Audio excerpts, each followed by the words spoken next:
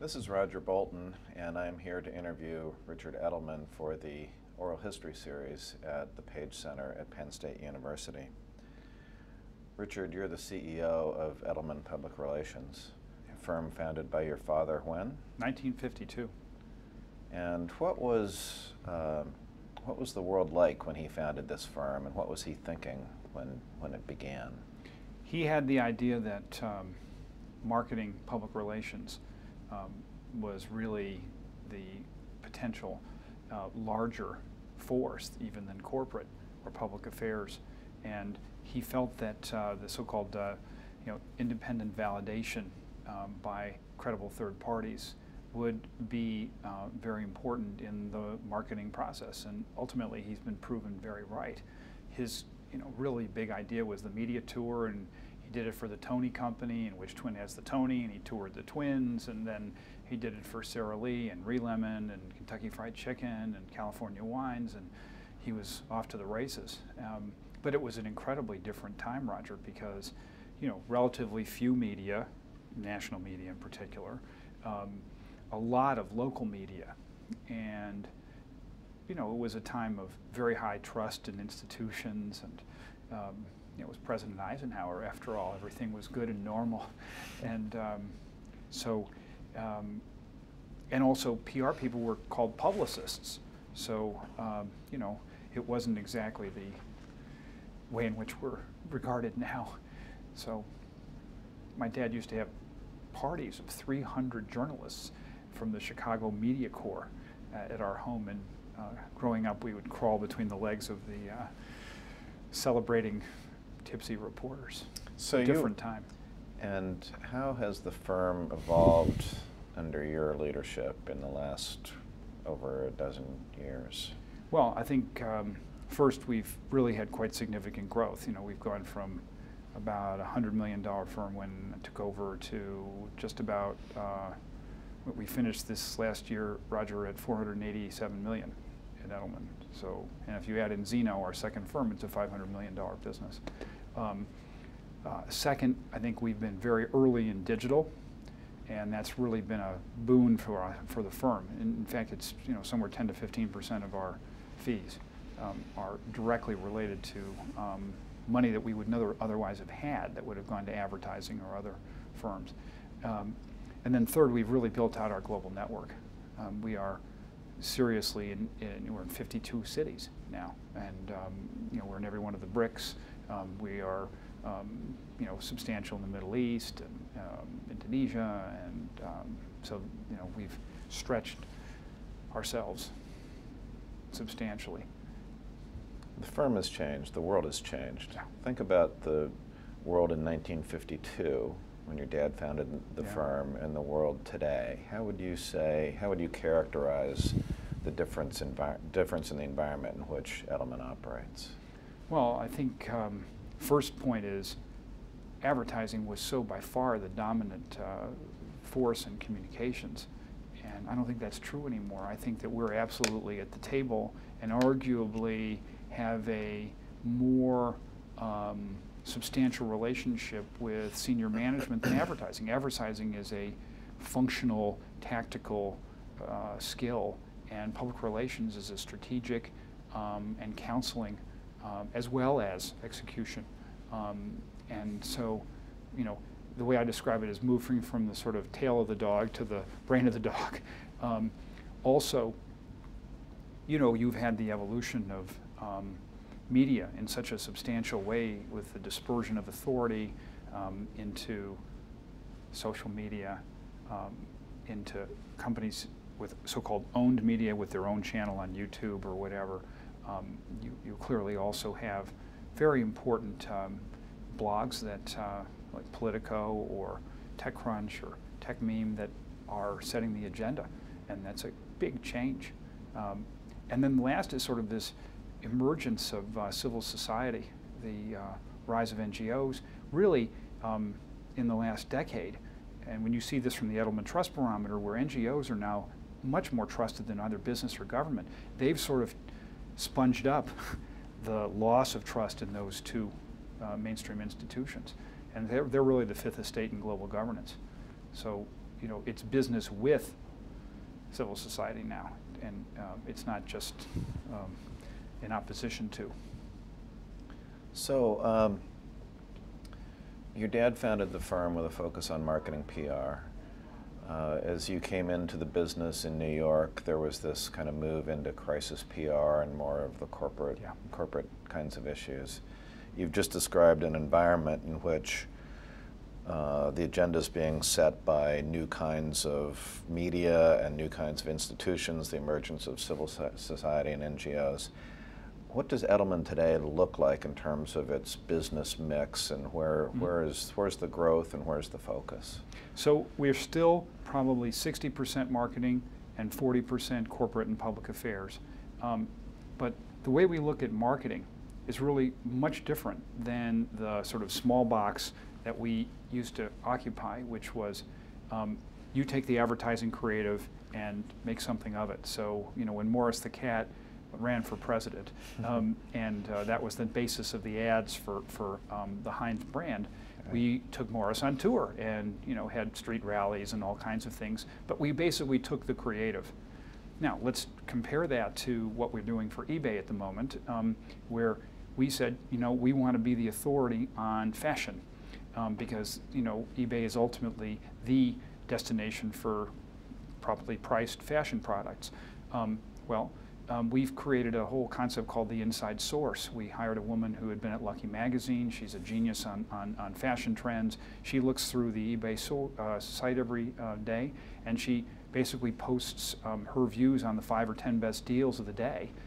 And then from that, we are able to use that across cell phone, almost RSS kind of feed.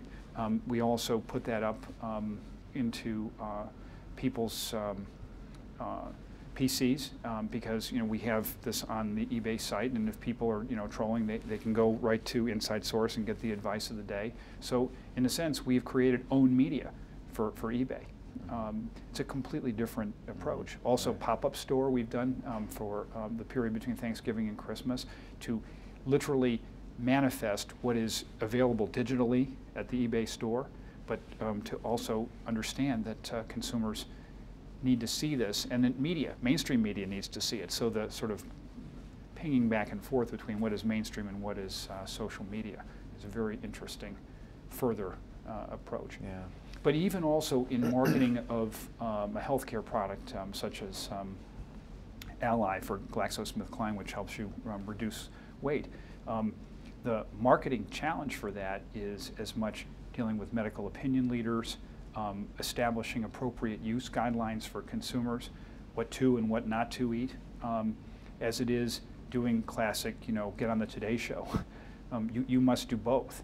You must establish a foundation of scientific strength, if I can put it that way, that allows you the license to operate into the mainstream media. So I actually look at PR now in the marketing side as, in a sense, creating the runway that allows the advertising plane to take off. Because without the base of support with opinion formers, and even actually the new influencers, could be diabetic moms or any other activist types, you're going to lose. Advertising is clearly a tactic, as you described earlier, and one that is less effective without the PR landing strip that you just described. Marketing arguably is a strategic discipline and function in corporations. Do you see a trend to convergence of marketing and corporate communications or corporate public relations? And if so, driven at least in part by the digital realities? But it's also driven by a change in expectation of business. Roger, I think you see that it's now business in society. Mm-hmm. The whole theory of Milton Friedman, which is the sole social responsibility of businesses to make profit, is now being eclipsed by Indra Nooyi, for instance, of PepsiCo, talking about performance and purpose. It's both. And so business thinks of itself in a stakeholder mentality instead of just a shareholder. So the reaction by companies is very interesting, where you see a chief communications officer, John Iwata, moving also now to take on marketing.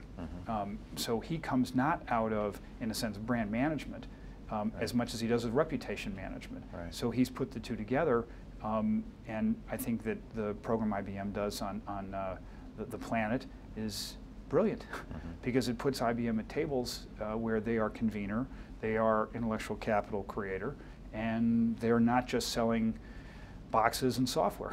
Right. It's a whole other way of selling. And then you have a person like Leslie Dock at Walmart, who's in the sort of top 7 people in the firm, who is pushing Walmart to be the change agent in environment through supply chain leverage. And I think that's, again, indicative of this merging of brand and corporate reputation. What do you see as kind of current trends in public relations agency relationships with corporate entities? Are your clients more the marketing people or the corporate communications people, or both? And how is that relationship evolving and working? Edelman's always had strong relationships with the marketing side of the house, so that we are tied to the CMO is nothing new for us. What is new is that the PR executive, the Roger Bolton of Aetna days, wants a firm to be involved as counseling on global issues, on NGOs, on areas, employee engagement, on things that may be outside of core strength of classic PR director, and wants particularly the global aspect to be on call. So when CEO visits China, what's going to be expected, how to do, what to do, and what basis to have made sure that you've covered, which think tanks to have seen, what intellectual capital should we have developed, what speeches. A lot of that used to be solely internal. And I see more of that now being, in a sense, a shared responsibility between the PR firm and the corporate center.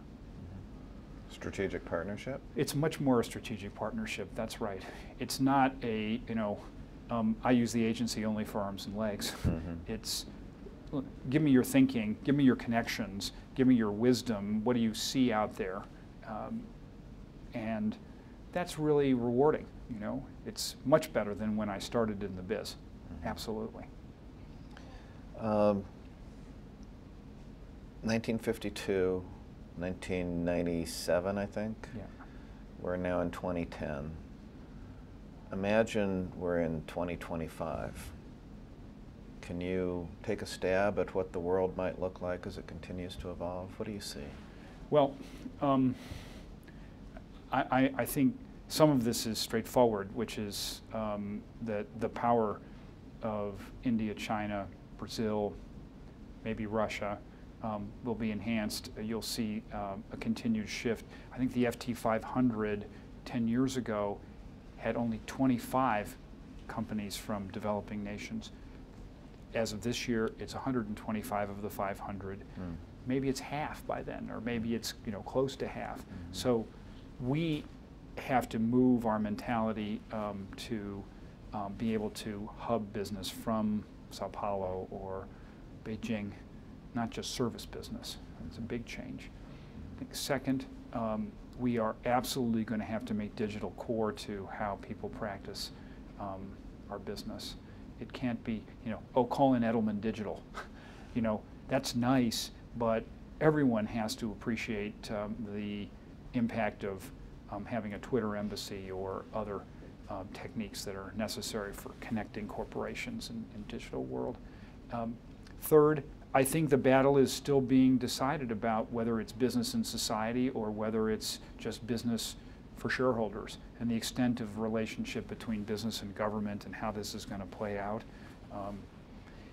Whether this is a short wave amplitude where there's heavy government, or whether it's long wave, as in the 1930s, I can't tell you. That it seems that the populace doesn't like it to have so much government. They see business as the wealth creator. But if that's the case, business is going to have to re-earn their trust, and they're going to have to behave differently.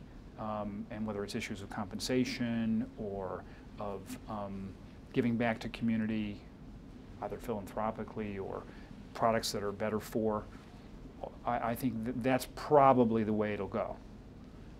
Business having the leeway, but in a higher expectation context. Mm-hmm. And many business leaders aren't prepared to cede control in that way, or don't have the understanding of the trends or the background to be able to trust the letting go as a way of building trust. I think that they're starting to see object lessons in the success of that letting go. And letting the middle part of the company speak up. And, a company that, historically you would have thought of as highly controlled, Microsoft, they have, I think, 20,000 people blogging one way and another. It's a huge change maker for them and allows a discussion as opposed to a talk at.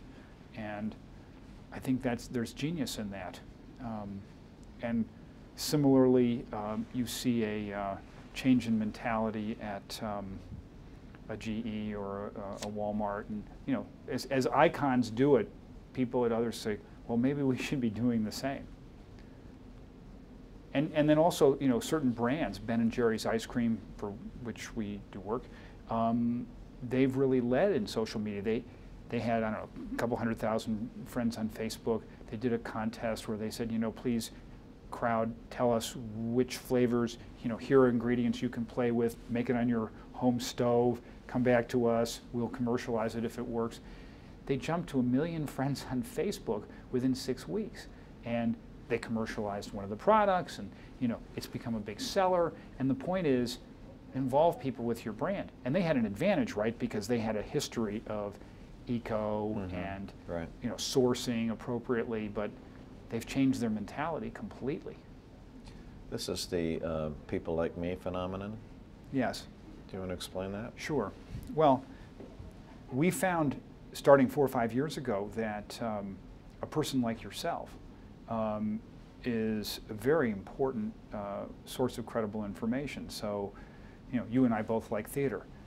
If I were, thinking about, whether to go to a Shakespeare festival, I'd definitely send you an email, much more than rely upon local media or other, because I know because you've lived your life in it. So that's what has evidenced itself, in a sense, in Facebook, where a sort of peer recommendation leads to 6 times more likely to buy than if it was just a ad on Facebook.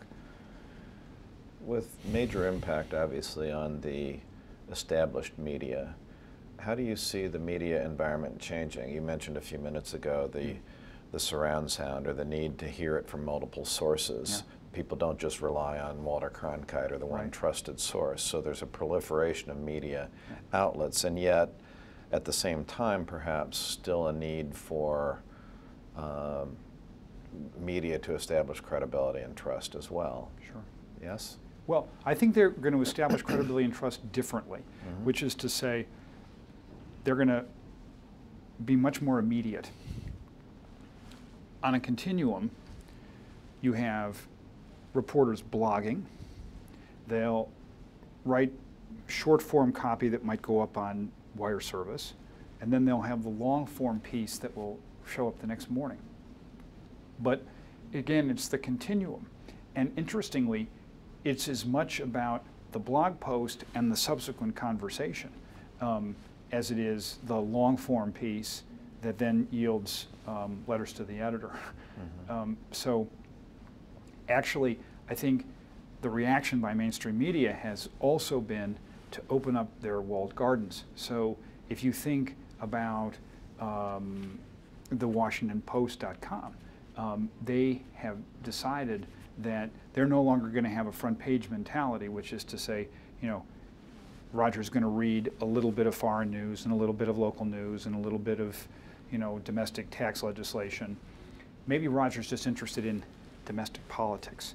And so we're going to have Washington Post, domesticpolitics.com. And then we're also going to aggregate best of, even from Politico or from AP, because narrow and deep is what we have to offer. So I think that's a profound change for media. I think the unresolved question is whether they're going to be able to have a advertising supported only model, or whether they're going to have a model that charges for content. And if so, how? Do I charge, as the Wall Street Journal does, an annual fee of $100 for access?